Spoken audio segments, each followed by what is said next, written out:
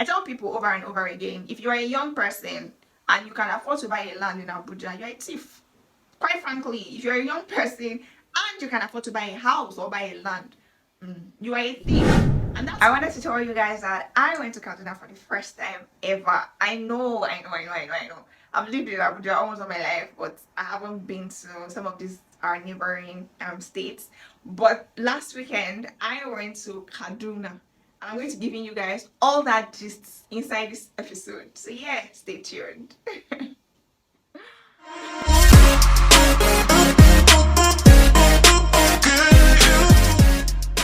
So from last episode, I had Sally here and we decided to talk a bit about May 29th. And today is a few days after May 29th, and above everything else, I think that I am happy that the country is not in chaos. This is because there have been several revelations by these men of God who have said or prophesied so many things, like several things about the occurrences that were to occur and all of that. But I think I'm happy that the country is at peace, first of all. But that peace is not a great one because regardless of the fact that I know that we know, I know, majority of us know, and even our current president now know that he did not assume that position in the right way. But everywhere has been silent. I don't know what Labour Party and Peter Obi are doing, but I know that so far so good. The country is peaceful, that I can say. But it tells us why and how the current president is, I don't know what he's doing. I don't know what he has decided to do with the country. But I recall vividly that on this podcast, I had said at least twice that we were prepared for the removal of a subsidy. Yes. One thing I wanted to clarify is that removal of subsidy isn't actually a bad thing, but I think that we have sort of put ourselves in positions where we think that subsidy removal is sort of bad. Now the trick is, right, removal subsidy is good for our economy, but for us Nigerians, removal subsidy is bad. And it's bad. Here are the reasons why it's bad. Now, before the removal of the subsidy, we have known that the money they were using to pay on payments was being borrowed, and it was also being taken from some parts of the budget that is meant for health, education, agriculture, and all of that. So removal of the subsidy now means that one, we would stop borrowing from these countries we've been borrowing from, and then secondly, that would also mean that we are going to take whatever has been taken from other parts of the sector in order to cover for this subsidy, we are going to put it back into those sectors. But the trick here now is knowing Nigerian leaders and how we've come over the years, like since independence, we know that they may come up with another story as to what exactly they are using that subsidy removal money to do. It may be that they would say, oh, we are going to be using the money to offset some of the loans we'll be collecting over the years. Or they may also say, oh, one or two things is bad and so and so we need to use that money to fix it. So in hindsight, subsidy removal is not a bad thing, but knowing Nigerian leaders as thieves and corrupt politicians, we know that it may still not mean that these sectors will get the necessary funding that is required to keep the country running. Now, the second thing is this: you are removing subsidy and there is no regularization of these prices. That's what that means, in essence. But the thing is this: as a president of a country, Buhari was the one who signed this off, and in signing it off, the budget of 2023 covers this fuel subsidy thingy up until June. So why is it that you're coming into office and on your first day or second day in office, you're already announcing that this, that. So I think it's the lack of tact on the part of the president in creating this chaos where he didn't think about what was going to happen. He underestimated, people in trying to hoard fuel or hoard things. And COVID-19 was was in Nigeria, at least it could have showed or taught our leaders a couple of things, but it did not. We had issues or circumstances where people were running into the mall and buying and hoarding stuff. Fuel PMS that is used by almost everybody in every household. You have the effrontery to go and announce that kind of thing without proper planning, proper tax. And now it grows into the thing, other thing where I keep saying that we Nigerians are our own problems. I remember when the POS thingy happened, and even people who had money prior to that whole naira scarcity, we are still selling naira. It is that same thing of fueling stations that had fuel prior to that announcement, and it wasn't even kicked into effect yet because we're not even in June. June hasn't even ended. But a lot of persons have gone ahead to change the prices on the fuel meters, which is absurd because again and again I tell people our leaders are bad. Yes, fine, we agree. But it's actually Nigerians who make up these leaderships. So in essence, we Nigerians are terrible people because if not for greed, why would you sell fuel that you had prior to this entire fiasco for 500 and something naira? So I don't know how that is going to translate for a lot of persons, because if you don't have a car, you definitely have a generator. You don't have a generator, or there's something else you must be using PMS for. So it's really crazy. And even taxi drivers, which I don't blame them much because a lot of them are having to go through the process of queuing for long hours to be able to access fuel. I just hope that, because at the end of the day, this is still going to translate into food.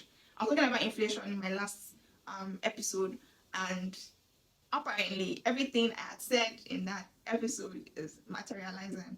But I hope that all of these things the president is doing, he's just how many days in the office and everything is just in chaos. I just hope that at the end of the day he's able to find his feet, or people advise him, give him good advice, because how he starts in this administration is really not it. But yeah, that's that about that.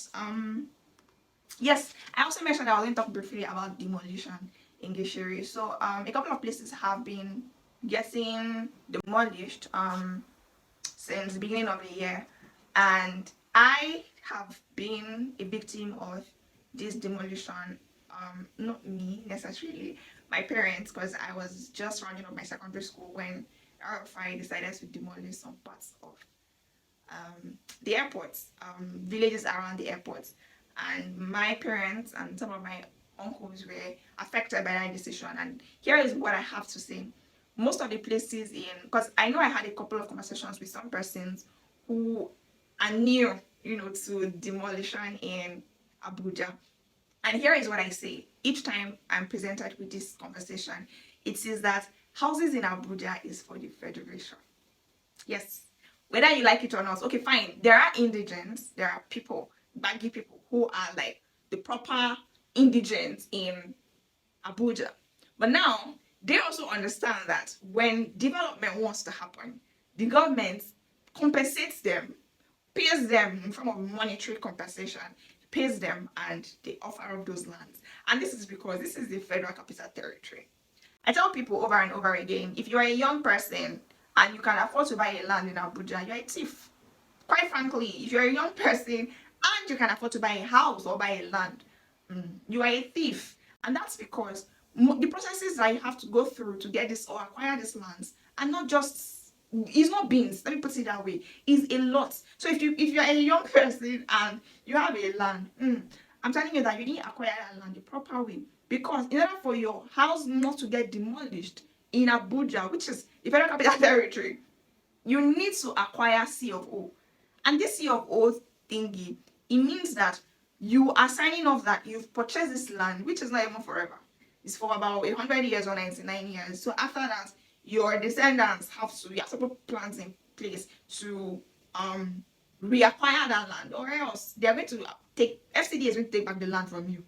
Literally, that's what that means. So if you are living in a place and you have C of O, what that means is you have to also have the proper structure for development that's going to be happening in that area. So I live in an estate that has proper C of O, but they do not have the proper structure that is required of them by FCDA. So this house is supposed to be a high rise, but it's not.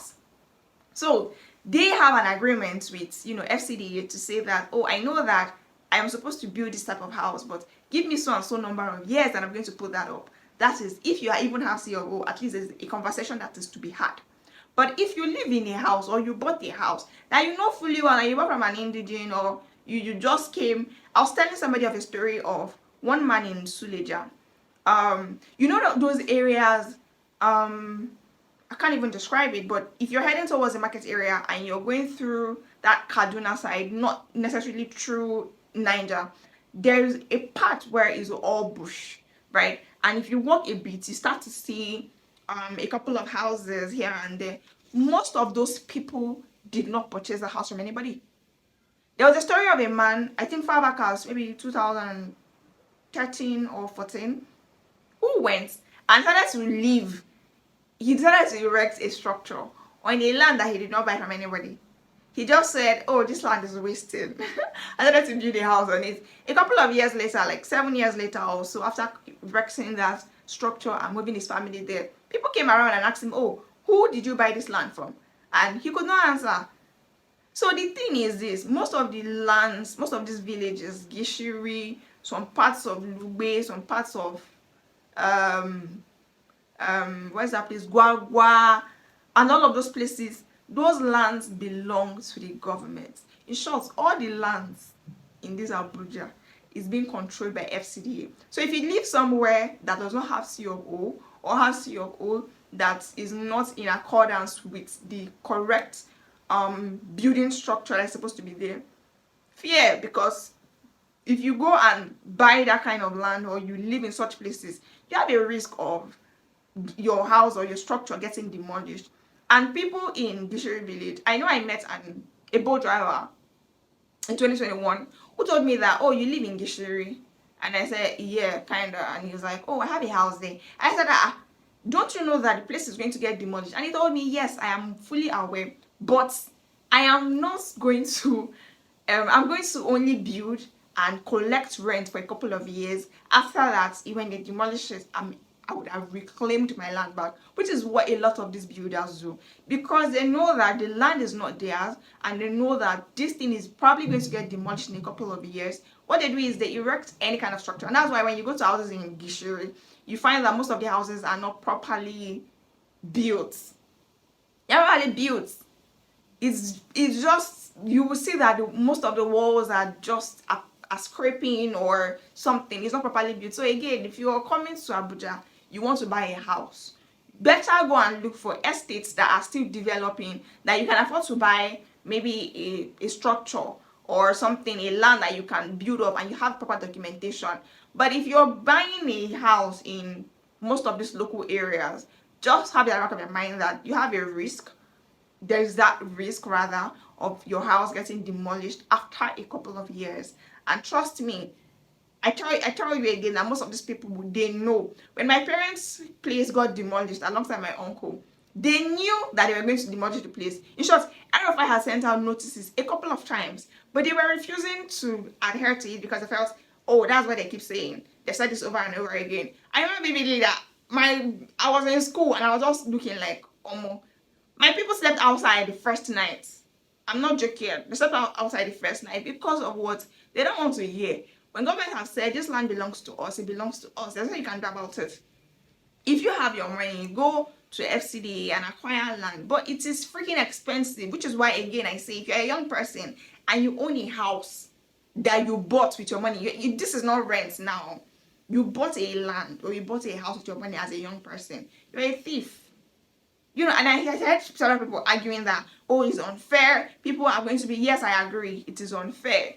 But what is even more stupid is that they have told you guys, I've given you guys warning.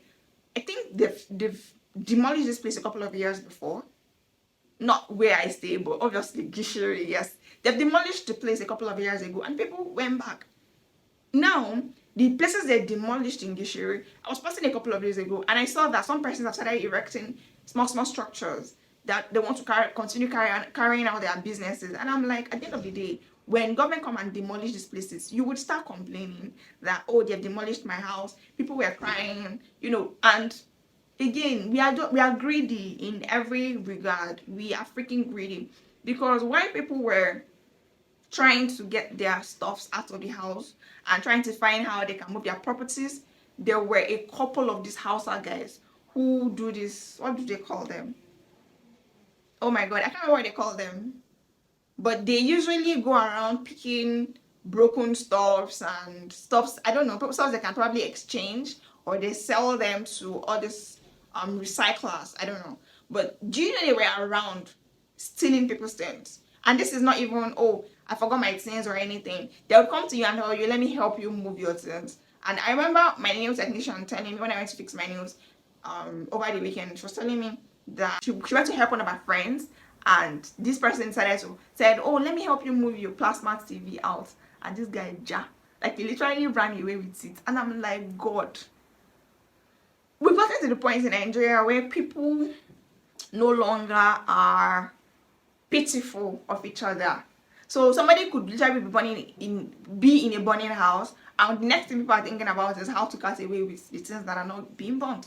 And it's crazy. So when we complain of how stupid and heartless our leaders are, ask yourself if you are also not part of that problem. Because it is crazy the kind of things that we do to each other. Look at the first situation, for instance. Again and again and again, it shows how greedy we are. Everybody is just after how they can make a quick buck for themselves. And it's really sad. But yeah, that's on demolition. Maybe they came so suddenly. Not so suddenly, because I remember when I was living inside the area, the apartment I was living in got marked. I was looking for places to move to that had houses that had C of O, because I knew that sooner or later, because people kept saying, oh, don't worry, don't move, nothing will happen. And I said, okay, if I had been living in that house, I was going to be among the first couple of persons whose houses were demolished. And crazy thing is, I would have been in my house and I would not have known that something was happening outside. So I'm thankful that I moved. Sorry to those who are affected, and I hope that subsequently, if you are in Abuja or coming into Abuja for the first time, ensure that you're looking for properties that have C of O. And I know places that have C of O are a bit pricey. It's the Federal Capital Territory again, but in order to be safe, try to go to places that you know you will not run a risk of the place you live, your house and property getting demolished. So yeah, that's that and that. Next thing I want to talk about is, yes, I went to Kaduna. Yes, I went to Kaduna for the first time in my life. And I didn't just go to Kaduna to stroll. Well, I had a plan. We're supposed to go on a trip to Kaduna. I think sometime in December. Yes, we're supposed to go to Kaduna sometime in December.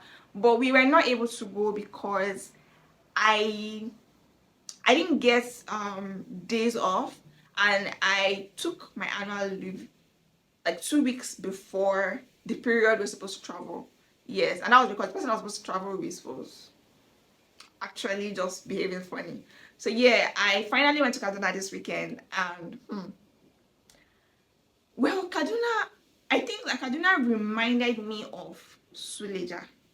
Yes, a lot of the places I saw gave me, it felt familiar, sort of, because I think that a lot of the structures and how, I don't know, it just reminded me a lot about Abuja and a bit about Suleja. Yeah, sort of the way the market is structured, like almost like I could go to a few places and I could find my way back, that sort of thing. It just gave me a sense of familiarity. But it made me remember this joke where we used to say that Kaduna is not, that when you're entering Kaduna, it's like bandits are welcoming you, like, hey, welcome to Akaba, that kind of thing. So I think for a while, I don't know if I was worried when I was going. I think I was worried when it did occur to me that, I traveled during the inauguration period. Like, these guys could literally be hanging around the road, or anything could be happening. And guess what? The night before we planned to come back, we heard that there was kidnapping going on at a popular junction, and I'm like, hey God, of all the times to travel, I did not see any time to travel is inauguration weekend. But thankfully, I went to Kaduna safe and sound.